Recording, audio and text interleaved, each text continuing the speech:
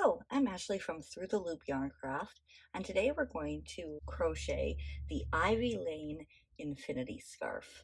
I designed this scarf for the 2021 Furls Crochet blog hop. I've used their Whims Merino worsted weight yarn, which is a really nice soft Z-twist crochet yarn that has great stitch definition and gorgeous colors. So I'm going to be using my Furls Odyssey crochet hook. The Ivy Lane Infinity Scarf is a really long scarf designed for you to wrap around 3 times to get a nice layered look, perfect for spring. I've chosen 3 colors for this pattern, but you can use 1 or 2. And if you'd like to make it thicker or shorter, that's perfectly fine too. You can find the written instructions over on my blog and also have more information on adjusting the size. And of course, if you would like to subscribe to the channel, go ahead and click those buttons for more great crochet patterns and tutorials. So let's get ready to crochet the Ivy Lane Infinity Scarf. Since this pattern has a really long starting chain of 400, I opted for the foundation single crochet instead of chaining 400 and then doing 400 single crochets. With this, the foundation single crochet row, it accomplishes your chain and your single crochet all at the same time. I find it to be a much easier way to work with really long chains, and it helps cut down on twisting and counting mishaps. So we'll start with going over the single crochet foundation chain. So we're going to start with our slip knot. And there are a few different ways to do these. I'm going to go and just show you how I like to do them. For the first bit, I start with a chain of 2, but I'm sure you can find some people who start with 3. So we're going to start with 2. So chain 2, and then insert your hook into that first chain there. Pull up a loop, and we'll have the 2 loops on our hook. And now we're going to make our first chain. So we yarn over and pull through 1 loop, and that created right here our first chain of it. Now we're going to go ahead and do the single crochet portion. So yarn over, pull through both loops, and we've created the chain and a single crochet. We're working this sort of sideways or upside down. Over here will be the top of the row, and this is the bottom where the chains are. So for the next one, we're going to insert our hook right under those 2 loops, yarn over, pull up a loop, and chain 1. And that is our second chain. Yarn over, pull through both loops, and there's our second single crochet. So now you can see we are getting our V's from the tops of our single crochets,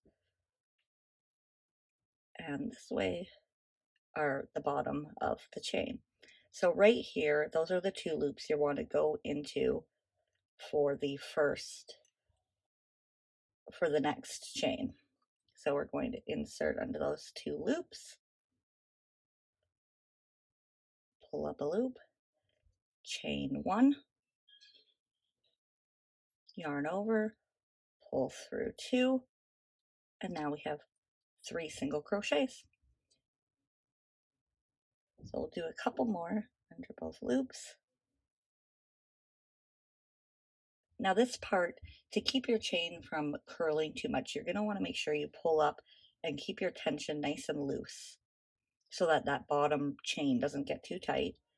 Pull through 1, yarn over, and finish the single crochet.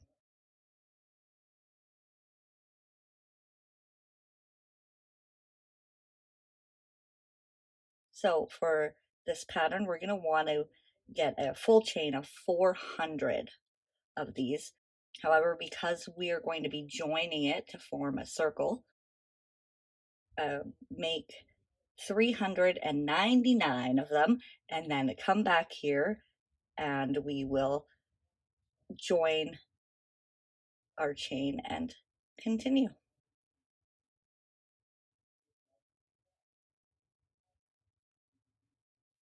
Okay, so now that you have your chain of 399 done, that is what follows the pattern. For the purpose of this tutorial, I am doing a smaller chain. I'm going to be just working with 100. Uh, you can adjust this to any size that you'd like. Just be sure to make it in multiples of 4. When we're joining the ends of the chain, while we're joining it, we're going to be making the final stitch, so 400. You can just slip stitch it together and then use your tapestry needle to sew in the end here. I just find this a little bit easier way to attach them without having to bring in a tapestry needle, and it's a little bit cleaner of a finish. So we're going to start the join by inserting under those 2 loops like when we're about to start the chain, and pull up a loop, and we're not going to finish that quite there. So bring in the other end, and you want the tail on the bottom, and we're going to insert into that little space that the chain 2 at the beginning created. And now we're going to yarn over and pull through that space and also through that first loop on your hook, and that makes your chain 1 of the final single crochet. Now we will finish with the single crochet, and that completes stitch 400. And to finish the join, just like any other project, we will just slip stitch to the first stitch to complete the join, and that makes a nice join. If you get a little bit of a gap there in the end when you're done and you're weaving in your ends, you can tighten that up with the tapestry needle as you weave in your ends. And there you have your joined chain. Of course, if you prefer not to start with a single crochet foundation chain, you can do a regular chain, join that, and make your 400 single crochets as you would any other way. I just think this is a little bit easier of a method. So now we're going to start round 2. So we're going to start by chaining 2, and then we're going to double crochet in the same space as our chain 2. This chain 2 does count as a double crochet. So now we've got 2 double crochet, and we are going to chain 3,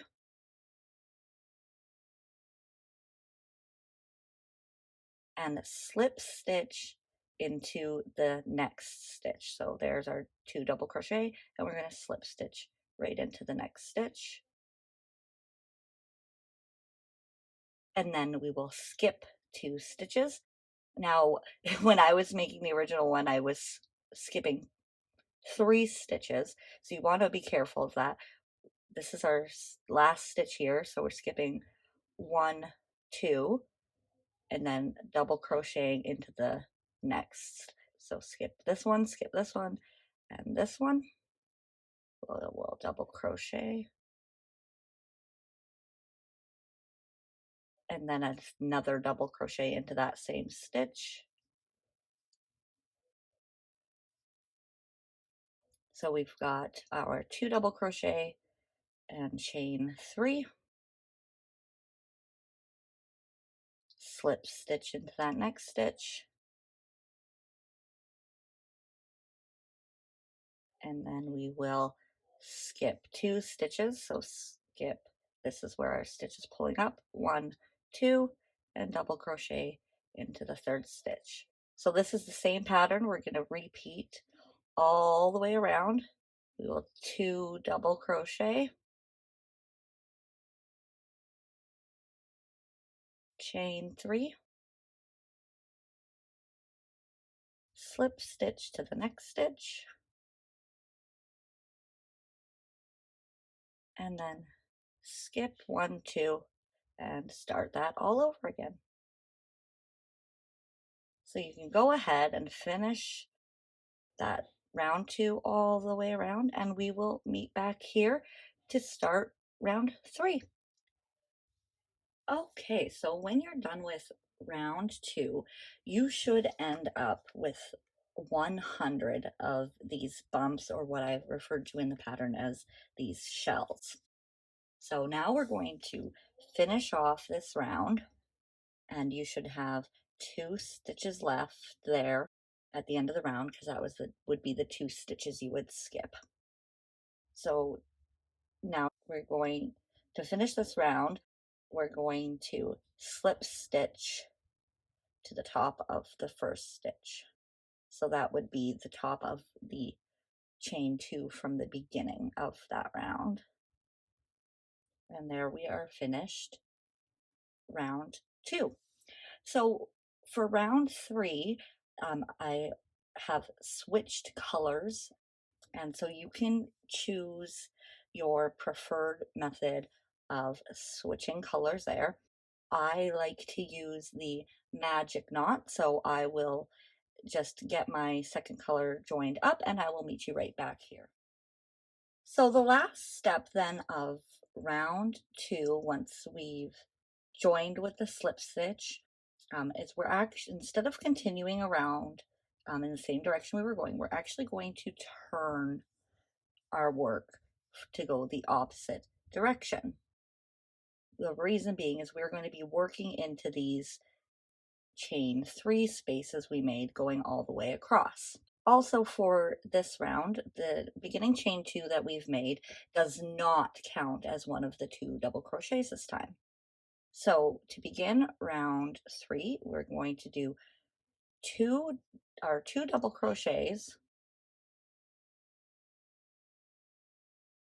into that first chain space there. Then we're going to chain 3 and slip stitch as well into that same chain space. So we're doing the exact same thing we did for round 1, except all of the repeats are into the chain space instead of skipping the stitches and going into the stitches. So now that we have done our slip stitch, now we're going to yarn over and make our next 2 double crochets into the next chain space. And we will repeat that again all the way around. And so you should be making one of these repeat shells into each chain space for, again, a total of 100.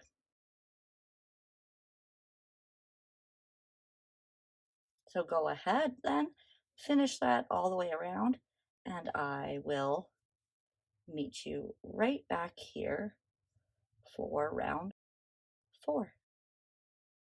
Okay, so now that we're done round 3 with another 100 of these stitches going around, we're going to finish that off and turn again just as we did previously.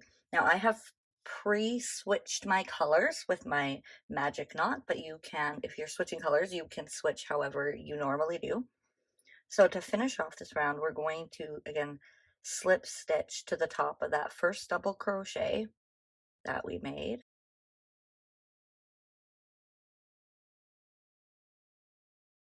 And then we're going to chain 2, and there's my next color coming up. And we're going to turn our work again. And we're going to, this round is going to be a repeat of the row we just did, and we're going to do all the same stitches into these chain 3 spaces. Again, the chain 2 at the beginning here does not count as a stitch. So same thing,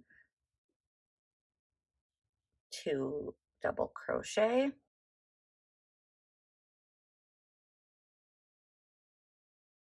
chain 3, and slip stitch all into that chain 3 space. and repeat that all the way around again.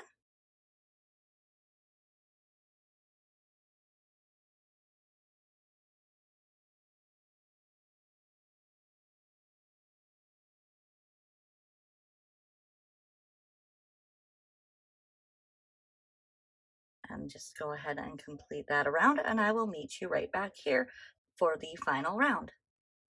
Okay, so now we are done round 4, and we've got our 3 different colors of the shells. Again, round 4 should have the 100 of them. So now we're going to complete this row by joining to the first stitch and turning. So to continue now for the final round, we're going to be doing a solid bottom edge, just like the first round. So to start this one, just with the chain 1, we're going to 2 single crochet into that chain space this time, and then single crochet into this next stitch here,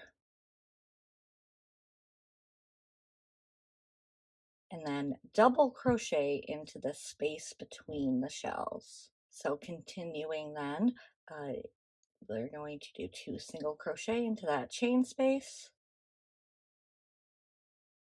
a single crochet into this very next stitch,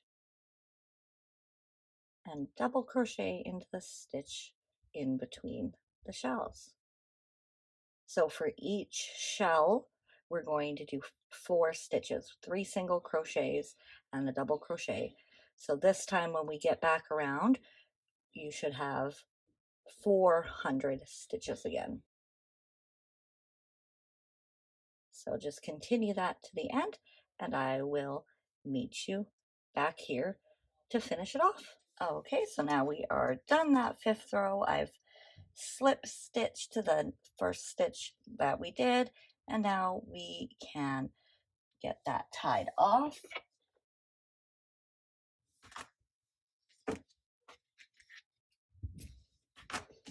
And we are all done. Now you can go ahead and weave in all your ends, and you will have your finished Ivy Lane infinity scarf. I hope you enjoyed this tutorial. Please give the channel subscribe for more and hit that thumbs up to let me know you liked it. I also have a email newsletter you can sign up for so that you can stay up to date on everything new with Through the Loop Yarn Craft. Thanks so much for watching, and I will see you next time. Bye!